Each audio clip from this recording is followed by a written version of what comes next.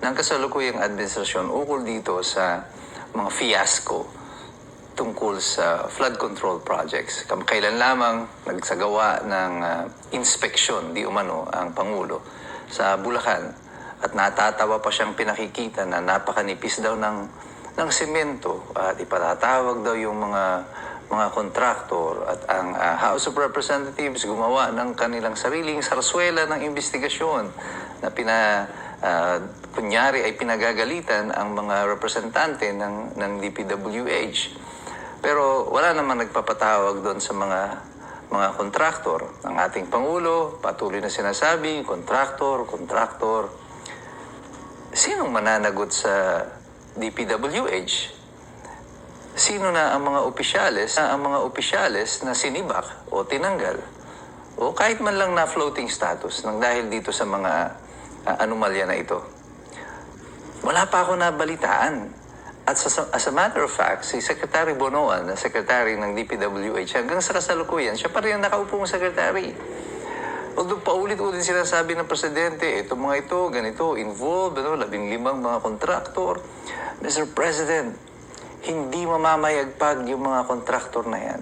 Hindi nila maisasagawa ang mga palpak na proyekto na yan kung hindi sila nakipagkuntsabahan sa mga taga-DPWH. Every project ay i-implement bago yan tanggapin ng DPWH. Yan muna ay i-inspeksyonin at magkakaroon muna ng certification of completion by the DPWH. Kung substandard ang construction na yan, dapat DPWH ang nag-certify na yan ay substandard. Bakit tinanggap? The DPWH is a department under you, Mr. President. Not with anybody else. Ikaw ang may diretsong pananagutan sa mga tao na yan. Bakit wala ka pang sinisibak o sinususpindi kahit na isa? Kahit man lang mag-umpisa ka sa Secretary of the DPWH para maipakita mo lang ang sinseridad mo tungkol dito sa investigasyon na ito. Wala Wala ni isa na opisyal ng DPWH ang nananagot sa kasalukuyan. At mukhang napakalabo yata ng ganitong klase ng investigasyon kung yung ahensya na nagpapatupad ng mga proyekto nito ay hindi man lang mananagot. Bakit target di umano ng mga contractors na wala namang pinapangalanan? Pero sinabi ko na sa inyo before, for me, ang tingin ko dito, gagamitin lamang itong witch hunt na to sa mga contractors. Pero ang tatamaan dito at ang target nila, hindi naman yung mga kaalyado nila. This is a warning shot against those who will try to bolt out of the ruling coalition. Kasi alam naman ng lahat na itong mga congressman na yan, lahat sila may mga project na inoprubahan, at may mga sigurado may kapalpakan dyan. At parang sinasabi ng Malacanang, pag ikaw ay umalis sa akin, imbestigahan kita. Kukontrahin mo ako, imbestigahan kita. At mapapansin niyo, lumulutang ngayon, itong mga di umano ay mga proyekto na gusto nilang imbestigahan, pero sinong tina-target? It is Chis Escudero, it is Joel Villanueva. Kanina lang may napanood ako, si Bongo naman ang tina-target ng mga vloggers ng sympathetic to Malacanang. Pero walang nagbabanggit ng mga congressman na involved dito sa massive contracts na ito, mga proyekto na ito na ini-implement.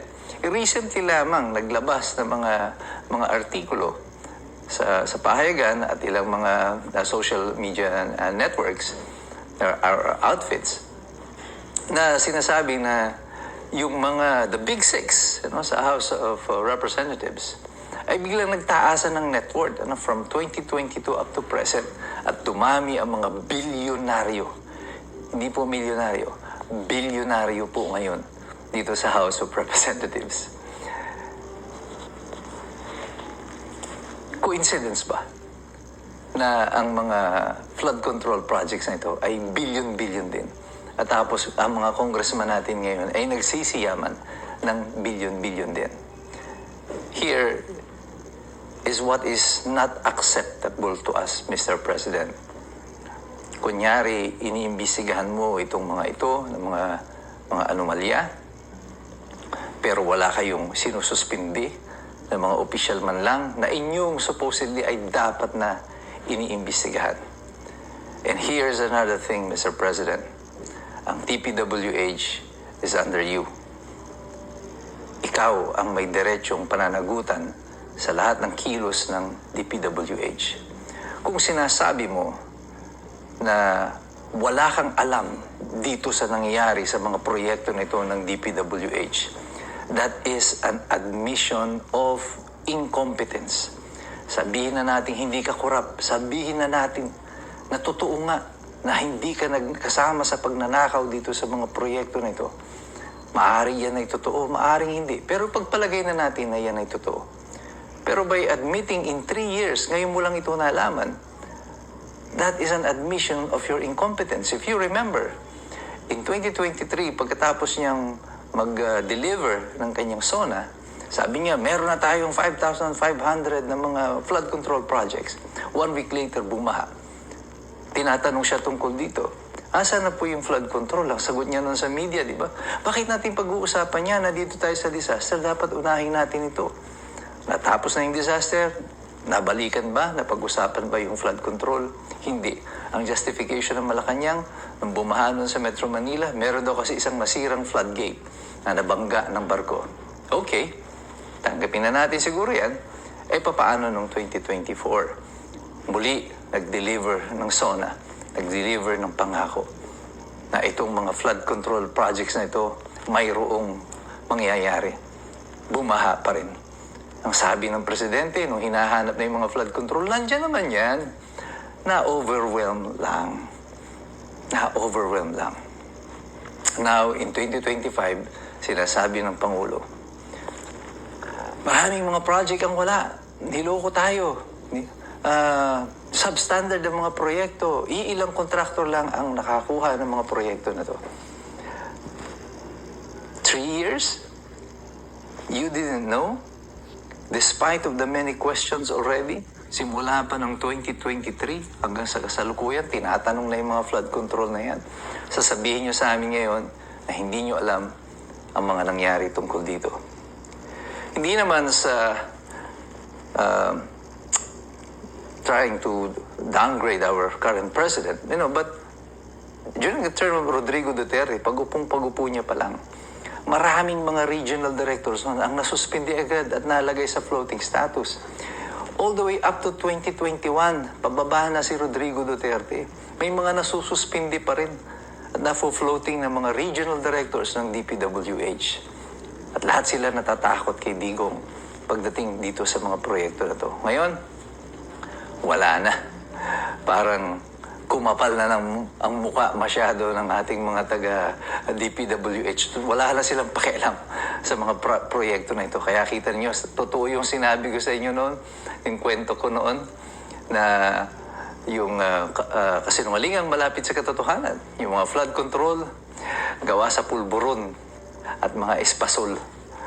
Ito ang itsura ng ating mga flood control projects sa kasalukuyan. It was a joke then, sinabi ko yun, pero may bahay dito ng katotohanan. And this is what we have right now. Mr. President, we are not convinced. Hindi kami naniniwalang wala kayong pananagutan dito. This is your time. This is your department. This is your call. You are the President. This is your responsibility. Kaya po tayong lahat, patuloy tayong makialam dito sa sitwasyon na to. Huwag tayong bibitaw. Patuloy tayong mag-aral sapagkat mahirap makialam ang taong walang alam. God bless you. God bless us all. Mabuhay ang Republika ng Pilipinas.